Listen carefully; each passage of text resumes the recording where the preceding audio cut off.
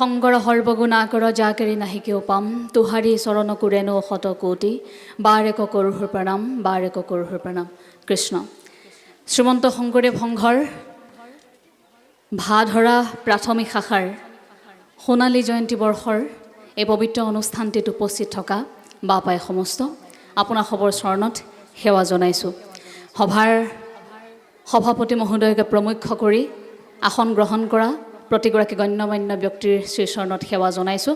আমাৰ আহি পোৱা অকণমান পলম হ'ল, তাৰ বাবে আপোনাৰ সবৰ ওচৰত ক্ষমা বিচাৰিছোঁ। আমি আচলতে দায়িত্ব পালন কৰিবলৈহে আগবাঢ়িছোঁ, যিহেতু নিৰ্দিষ্ট এটি বিষয় আমাক দি দিয়া হোৱা নাই, যদিও নিৰ্দিষ্ট বক্তা বুলি কোৱা হৈছে। সেয়েহে আমি ভাবিছোঁ যে মহাপুৰুষ শ্ৰীমন্ত শংকৰদেৱ গুৰুজনাৰ অকণমান আদৰ্শগত দুই এটা কথা আমাৰ সীমিত জ্ঞানেৰে অপৰিণত মগজুৰে সেইকেইটা কথা অকণমান আপোনাৰ খবৰ সৈতে আলোচনা কৰিম। পৃথিৱীত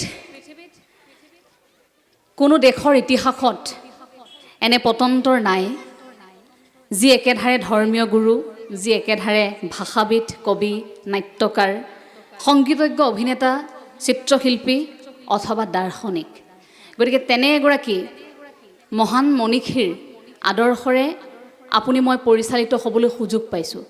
স্বাভাৱিকতে আপুনি মই খুব গৌৰৱান্বিত, কাৰণ আপোনাৰ মোৰ জন্ম এইখন অসমত, যিখন অসমৰ গুৰু মহাপুৰুষ শ্ৰীমন্ত শংকৰদেৱ গুৰুজনা। গতিকে মহাপুৰুষ শ্ৰীমন্ত শংকৰদেৱ গুৰুজনাৰ আদৰ্শ বুলি কোৱাৰ লগে লগে আপোনাৰ বাবে সকলোৱে জনা মূল খুঁটিটোৱে হৈছে এক শৰণ হৰিনাম ধৰ্ম। আৰু সেই এক শৰণ হৰিনাম ধৰ্মৰ মূল ভেটি গুৰুজনাই কৃষ্ণ সংস্কৃতিৰে আৰম্ভ কৰিছিল। কৃষ্ণ সংস্কৃতি য'ৰ পৰা আৰম্ভ কৰিছিল গুৰুজনাই আদিপাঠ, এই এক শৰণ হৰিনাম ধৰ্মৰ শিপাডালো কৃষ্ণ সংস্কৃতিৰে জড়িত কৰোৱাইছিল, যাতে মনুষ্য জাতিয়ে অন্ততঃ কাৰোবাৰ ওচৰত শৰণ ল'ব পাৰে। চাৰেণ্ডাৰ টু ওৱান চুপ্ৰিম, অন্ততঃ এজনৰ অস্তিত্বক স্বীকাৰ কৰা। আমি মনুষ্য জাতিয়ে বছৰৰ পাছত বছৰ জীৱন লাভ কৰিছোঁ, মৃত্যুও হৈছে, কিন্তু সেই জীয়াই থকাৰ সময়ছোৱাত এজনৰ ওচৰত সৰ্বস্ব উজাৰি দিবলৈ আমাকতো লাগিব কাৰোবাক। সেইবাবে হয়তো গুৰুজনাই এই গোটেই অসমীয়া জাতিটোক এজনৰ ওচৰত সম্পৰ্ক ৰাখি এজনৰ ওচৰত সৰ্বস্ব উজাৰি দিব পৰা এটা প্ৰক্ৰিয়া আৰম্ভ কৰিছিল। সেই তাৰ পৰাই কৃষ্ণ সংস্কৃতি আৰম্ভ হয়। ভগৱান শ্ৰীকৃষ্ণৰ ওচৰত শৰণাপন্ন হোৱাৰ পৰা এক শৰণ হৰিনাম ধৰ্মৰ মূল ভেটি। সেই কৃষ্ণ সংস্কৃতি এটা সময়ত কেৱল নামৰ মাজতেই যে সীমাবদ্ধ, হৰিনামেৰে যদিও আদিপাঠ ইয়াৰ আৰম্ভ হৈছিল, নামৰ মাজতে সীমাবদ্ধ হৈ নাথাকিল। ই লাহে লাহে অসমৰ কলা কৃষ্টি, অসমীয়া সমাজৰ দৈনন্দিন জীৱনত সংপৃক্ত হৈ পৰিলে কৃষ্ণ সংস্কৃতি। ভিন্ন লোককথা, ভিন্ন পৰম্পৰা, ভিন্ন লোক সংস্কৃতিৰ সৈতে ওতঃপ্ৰোতভাৱে কৃষ্ণ সংস্কৃতি জড়িত হৈ পৰিল। তাৰ উদাহৰণ আমি দেখিবলৈ পাওঁ। আমাৰ আনকি হুঁচৰি যোৱাৰ আৰম্ভণিটো সেই কৃষ্ণাই মূৰতে বকুল ফুল এপাহি নিয়ৰ পাই মুকলি হ'ল, তাতো কৃষ্ণ সংস্কৃতিৰ সম্পৰ্ক এটা আহি পৰিল লাহে লাহে। গতিকে কৃষ্ণ সংস্কৃতি তেনেকৈ সৰ্বত্ৰ আচলতে বিয়পি পৰিল। গতিকে গুৰুজনৰ আদৰ্শৰ সেই প্ৰথম দিশটো তেনেধৰণৰ, যেনেধৰণে ৰজা নৰনাৰায়ণৰ ৰাজসভাত বৃন্দাবনী বস্ত্ৰ আমাৰ বাবে সৰ্বশ্ৰেষ্ঠ উপহাৰ বুলি আমি কওঁ, সেয়াও কিন্তু কৃষ্ণ সংস্কৃতিৰে এক সৰ্বশ্ৰেষ্ঠ উপহাৰ। গতিকে গুৰুজনাই সেই কৃষ্ণ সংস্কৃতিৰ শিপাডাল আপোনাক মোক ধৰিবলৈ শিকাই থৈ গৈছিল। গতিকে প্ৰথম আদৰ্শগত কথা বুলি কোৱাৰ লগে লগে আপুনি মই পোনছাতে অনুভৱ কৰিব পাৰোঁ যে এক শৰণ হৰিনাম ধৰ্ম আৰু ইয়াৰ ভেটি কৃষ্ণ সংস্কৃতি। আৰু ইয়াৰ পাছতেই জাতিভেদ আৰু সামাজিক বৈষম্যৰ বিৰোধিতা। গুৰুজনাই যেতিয়া ভকতক শৰণ দিছিল, তেতিয়া উপাধি আঁতৰাই লৈছিল। মোৰ কাষলৈ ভকত আহিব লাগে, ভকতে শৰণ ল'ব লাগে ঈশ্বৰৰ ওচৰত, ইয়াত উপাধিবোৰৰ প্ৰয়োজন নাই। সেইবাবে উপাধিক প্ৰাধান্য দিয়া নাছিল, সকলো ভকত আছিল, নামবোৰ আছিল, ভকত আছিল, কিন্তু উপাধিবোৰ নাছিল। উপাধিবোৰ আঁতৰাই লোৱাটো বিচাৰিছিল। আজিৰ পৰা 500 বছৰ আগত যদি গুৰুজনাই সেই চিন্তাটো কৰিছিল, কিয় কৰিছিল? কাৰণ হয়তো গুৰুজনাই সেইখিনি মুহূৰ্ততে অনুভৱ কৰিব পাৰিছিল যে মনুষ্য জাতিয়ে এদিন জাতিক লৈ কাজিয়া কৰিব, নিজৰ জনগোষ্ঠী বুলি কাজিয়া কৰিব। এটা জাতি আনটো জাতিৰ পৰস্পৰ সন্মান নোহোৱা হ'ব। এই জাতিটোৱে এটা জাতিয়ে আনটো জাতিক নিজক উপস্থাপন কৰিবলৈ গৈ আক্ৰমণ কৰিব, কেতিয়াবা কাজিয়া কৰিব। আমাৰ মাজত বৈষম্যতাৰ ভাৱ আহিব পাৰে। সেইবাবে সেই উপাধিক প্ৰাধান্য দি সকলোকে ভকত সজাই গুৰুজনে শৰণ দিয়াৰ ব্যৱস্থাটো কৰিছিল। গতিকে গুৰুজনৰ সেই সাম্যবাদৰ ধাৰণাটো আৰু এই জাতিভেদ লগতে সামাজিক বৈষম্যৰ যিটো বিৰোধিতা সেইটো এক সৰ্বকালৰ মই সৰ্বশ্ৰেষ্ঠ খোজ বুলি অনুভৱ কৰোঁ গুৰুজনাৰ। সেই খোজটো খুব কটকটীয়া আছিল সেইখিনি মুহূৰ্তত, কিন্তু কালক্ৰমত এতিয়া লাহে লাহে আমি সেইখিনি অনুভৱৰ পৰা ক'ৰবাত অসমীয়া জাতিটো যেন আঁতৰি আহিছোঁ। কিন্তু সেইটোৰ এতিয়া অন্ততঃ বহু প্ৰয়োজনীয়তা আমি অনুভৱ কৰোঁ, খুবেই প্ৰাসংগিক হৈ পৰিছে সেই কথাটো। কিয় প্ৰাসংগিক সেইটো আপোনালোকে সংবাদ মাধ্যমৰ ভিন্ন বা বাতৰি চালে আপোনালোকে অনুভৱ কৰিব পাৰিব। সামাজিক মাধ্যমৰ পৰা আৰম্ভ কৰি প্ৰত্যেকটো মুহূৰ্তত আমাৰ মাজত সঘনে দেখা দিয়া গোষ্ঠীগত সংঘৰ্ষ, জাতিগত সংঘৰ্ষ, মই মোৰ জাতি এই ধৰণে থিয় দিয়াৰ এটা মানসিকতা, আমি আমাৰ জাতিটো এই শব্দটোৰ পৰা মই মোৰ জাতি হোৱালৈ ক'ৰবাত এটা পৃথকতা আহি পৰিছে।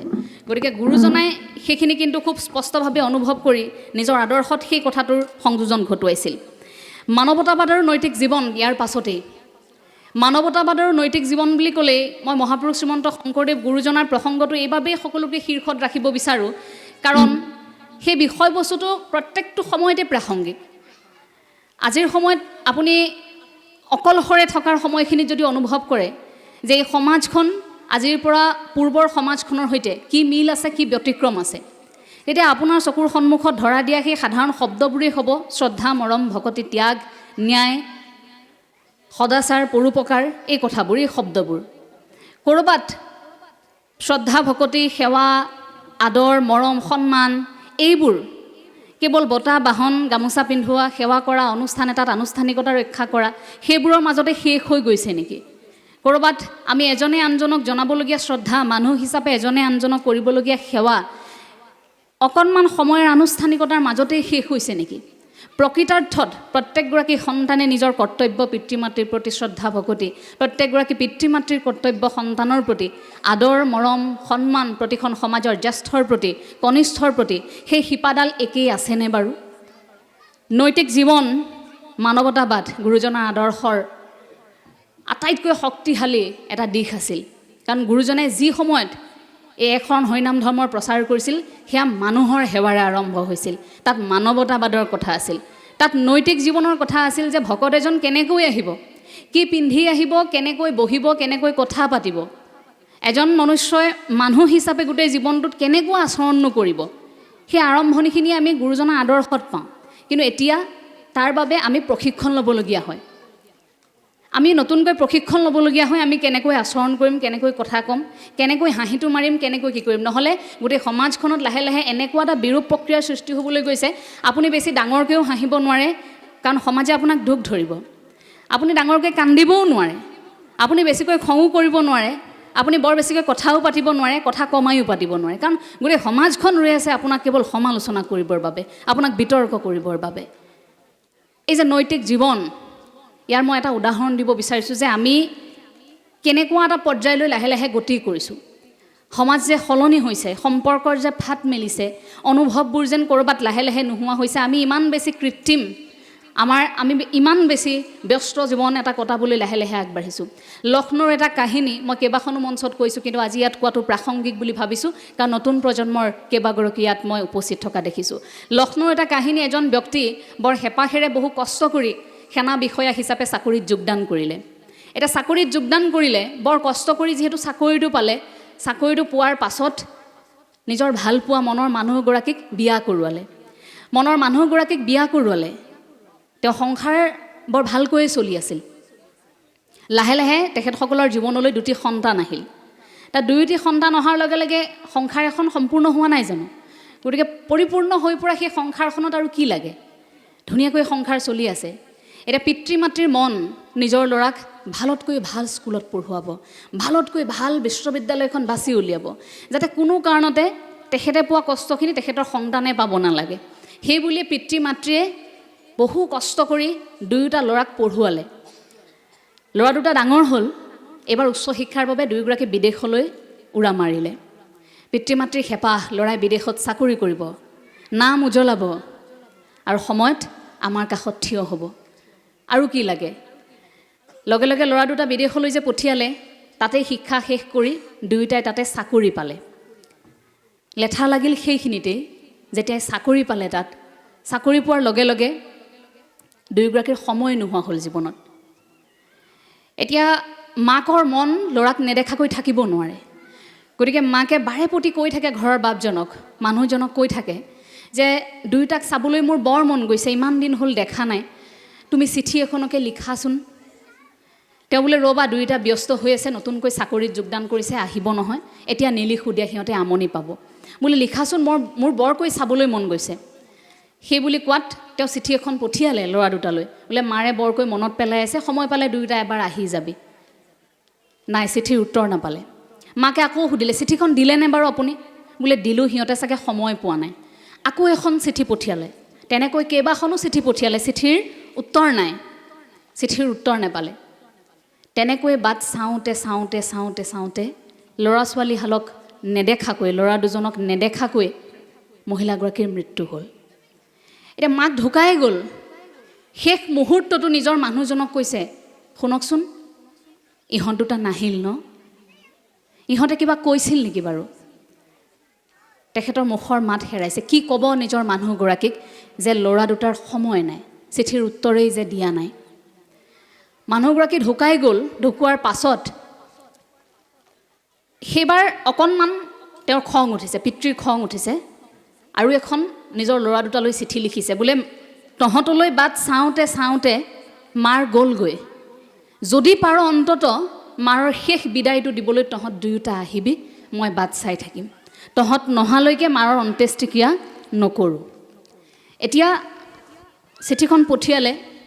চিঠিৰ পাছত সেইকেইটা দিন শৱদেহটো তাত থৈ দিয়া হৈছে। বিদেশৰ পৰা ল'ৰা আহিলেহে তেওঁ মৃতদেহটো সৎকাৰ কৰিব, অন্ত্যেষ্টিক্ৰিয়া কৰিব, গোটেই কাম কাজখিনি কৰিব। সকলো অপেক্ষাত আছে, ল'ৰা দুটা আহিব। কিন্তু তাৰে এজন নাহিল, আহিল সৰুজন। এতিয়া সৰুজন আহিল, দেউতাকে গৈ সুধিছে, সৰু বোপা তুমিহে আহিলা দেখোন, দাদা কিয় নাহিল? ডাঙৰ বোপা কিয় নাহিল মোক কোৱাচোন? তেওঁ ক'বলৈ বেয়া পাইছে প্ৰথমে অকণমান, বোলে কিয় নাহিল? সেইবাৰ অকণমান খঙত সুধিছে দেউতাকে, মই ইমানকৈ মতাৰ পাছতো তোমালোক দুয়োটা আহিব নোৱাৰিলা একেলগে, দাদা কিয় নাহিল কোৱা? তেতিয়া সি অকণমান তলমূৰ কৰি সৰু সন্তানে উত্তৰ দিছে, দাদাই আচলতে মোক ভগাই দিলে, আমাৰ যিহেতু সময় নাই, ছুটি নাপাওঁ আমি, গতিকে দাদাই মোক ক'লে মাৰ মৰোতে তুমি যোৱা, দেউতা ঢুকালে মই যাম। গতিকে আমি দুয়োটাই ভগাই ল'লোঁ দেউতা, মাৰ ঢুকাওঁতে মই আহিছোঁ, তুমি ঢুকালে দাদা আহিব। সেই মানুহজন দৌৰ মাৰি গৈছে ভিতৰলৈ। দৌৰ মাৰি গৈ ভিতৰত এটা গুলীৰ শব্দ মাত্ৰ শুনিছে ৰাইজে। দৌৰা দৌৰিকৈ গৈছে কোঠাটোত, নাই, তেওঁ পিষ্টলেৰে মূৰত গুলীয়াই আত্মহত্যা কৰিছে। এখন চিঠি লিখি থৈ গৈছে ডাঙৰ ল'ৰাটোলৈ। তাত লিখিছে, ডাঙৰ বোপা তুমি আহিব নালাগে দিয়া, তুমি যিহেতু যথেষ্ট ব্যস্ত, গতিকে সৰু ভাইটিয়ে কামখিনি কৰি থৈ যাওক, সৰু বোপাই কামখিনি কৰি থৈ যাওক, মই অকণমান তোমালোকৰ বাবে কামখিনি সহজ কৰি দিলোঁ, সেইবাবে মই গুচি আহিলোঁ। এতিয়া আপুনি অনুভৱ কৰক, আজিৰ তাৰিখত আমি ইমানেই ব্যস্ত, এটা লোভনীয় বেতনৰ চাকৰি, পিতৃ মাতৃ এফালে, মাতৃ নৰীয়া দেহাত ৰৈ ৰৈ চাম বুলি গুচি গ'ল, পিতৃ নোহোৱা হৈ গ'ল, অথচ সেইখিনি মুহূৰ্তটো আহিবৰ বাবে অকণমান সময়, সেইবোৰ কেনেকৈ হ'বলৈ আৰম্ভ কৰিছে আমাৰ মাজত? আমি ইমান বেছি ব্যস্তনে? আমাৰ নিজৰ মানুহজনৰ কাৰণে ঘৰখনত সময় নাই, আমি পিতৃ মাতৃৰ বাবে অকণমান সময় উলিয়াব নোৱাৰোঁ। এই যে সন্মান, শ্ৰদ্ধা, আদৰ, মৰম, ত্যাগ, পৰোপকাৰ, সদাচাৰ, এই যে নৈতিকতাৰ কথাবোৰ কৈছোঁ, সেইবোৰ ক'ৰবাত প্ৰশ্নবোধক হৈ ৰয় এনেকুৱা কাহিনীবোৰৰ বাবে।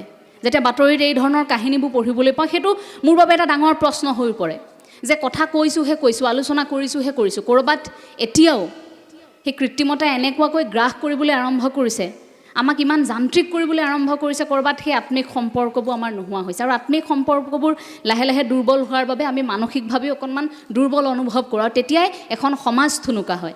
প্ৰথমে এখন ঘৰ থুনুকা হয়, সেই ঘৰখন থুনুকা হোৱাৰ লগে লগে এখন সমাজ থুনুকা হয়। কিন্তু গুৰুজনাই সেই সমাজখন থুনুকা নহওক বুলি ভাবিয়েই সাহিত্য সংস্কৃতিৰ মাজেৰে সমাজৰ এটা জাগৰণৰ সৃষ্টি কৰিছিল।